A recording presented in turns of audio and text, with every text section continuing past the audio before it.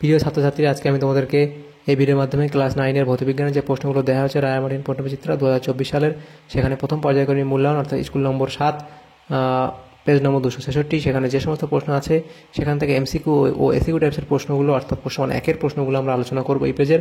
ভিডিওটা শুরু থেকে শেষ অবধি অবশ্যই তোমরা দেখবে এবং চ্যানেল নতুন থাকলে অবশ্যই চ্যানেলটাকে সাবস্ক্রাইব করে রাখবে পরবর্তী স্কুলগুলো প্রশ্নোত্তর পাওয়ার জন্য। এবং এর আগের যে স্কুলগুলো ছিল সেগুলোর প্রশ্নোত্তর আমরা অলরেডি চ্যানেলে আপলোড করে দিয়েছি, তোমরা সেই প্রশ্নোত্তরগুলো সেখান থেকে চাইলে দেখে নিতে পারবে। তো আজকে দেখো 7 নম্বর স্কুল, এখানে দেখো 7 নম্বর স্কুল কি আমাদের এখানে কি বলা হয়েছে,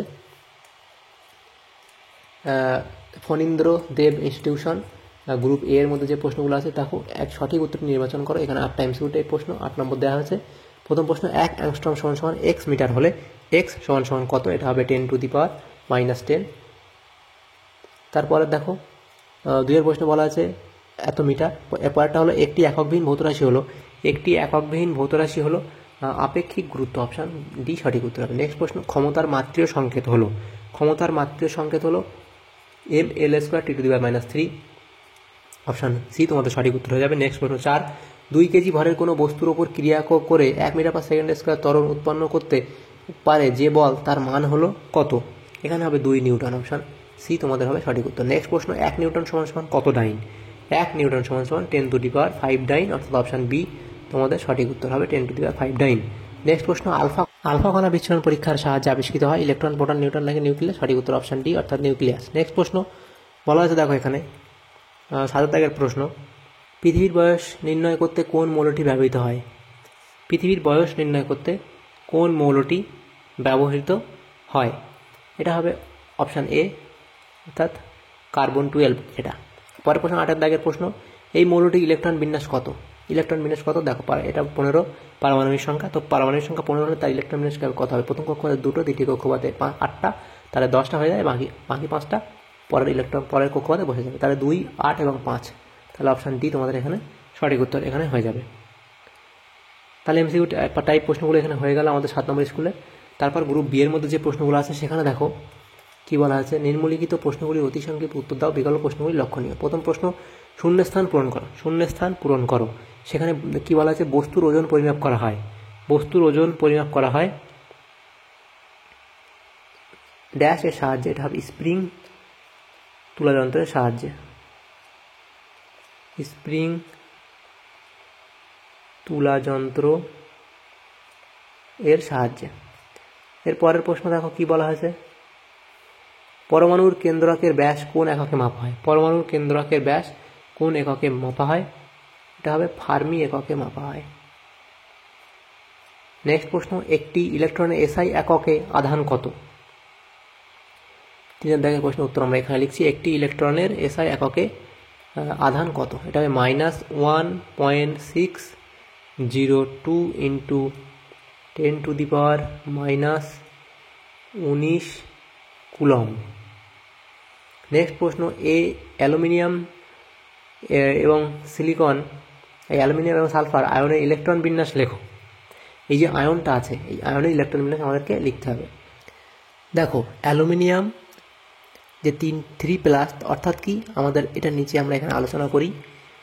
দেখো অ্যালুমিনিয়ামের আমরা জানি এর পারমাণবিক সংখ্যা কত? 13।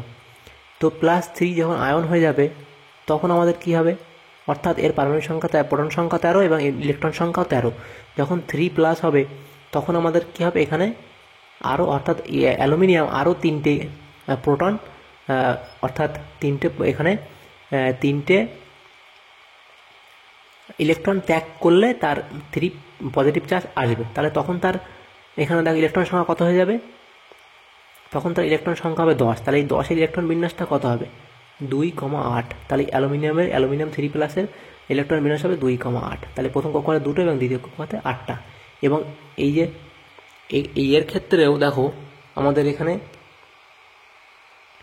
সালফারের ক্ষেত্রে দেখো, সালফারের আমরা জানি কি সালফারের পারমাণবিক সংখ্যা কত, অর্থাৎ তার প্রোটন সংখ্যা, ইলেকট্রন সংখ্যা কত? পারমাণবিক সংখ্যা 16, অর্থাৎ সালফারের প্রোটন সংখ্যাও 16টা এবং ইলেকট্রন সংখ্যাও 16টা সালফারের। এবং যখন 2 মাইনাস এখানে আসবে, মাইনাস চার্জ আসবে যখন 2টো, অর্থাৎ এরা কি করেছে, 2টো ইলেকট্রন সে গ্রহণ করেছে, তাহলে সালফারের প্রোটন সংখ্যা 16, ইলেকট্রন সংখ্যা 16, তাহলে এখানে দুটো ইলেকট্রন গ্রহণ করেছে, তাহলে 16 আর 2 আমাদের এখানে হয়ে যাবে 18টা হয়ে যাবে। তাহলে অর্থাৎ সালফারের ইলেকট্রন সংখ্যা হয়ে যাবে এখানে 18টা। তাহলে এই 18টা ইলেকট্রন বিন্যাস কীভাবে হবে, 2,8,8 এভাবে ইলেকট্রন বিন্যাস হবে। তাহলে এই দুটো আলাদা আলাদা ইলেকট্রন বিন্যাস তোমরা এভাবে করে নেবে। এরপরে প্রশ্ন দেখো 5 দাগের প্রশ্ন। সেখানে কি বলা হয়েছে 5 দাগের প্রশ্নে, সেখানে বলা হয়েছে নিউটনের কোন গতিসূত্র থেকে বলের পরিমাপ করা হয়? সেটা হবে দ্বিতীয় গতিসূত্র থেকে।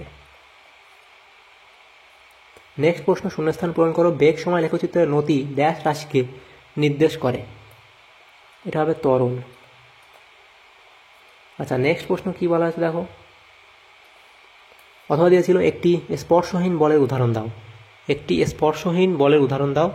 এটা হবে ওজন বা আকর্ষণ বা ওজন বা অভিকর্ষ বল। ওজন বা অভিকর্ষ বল। নেক্সট প্রশ্ন ছিল সত্য অথবা মিথ্যা নির্ণয় করো। পরমাণুর সবচেয়ে ভারী কণা প্রোটন। পরমাণুর সবচেয়ে ভারী কণা প্রোটন, এটা মিথ্যা।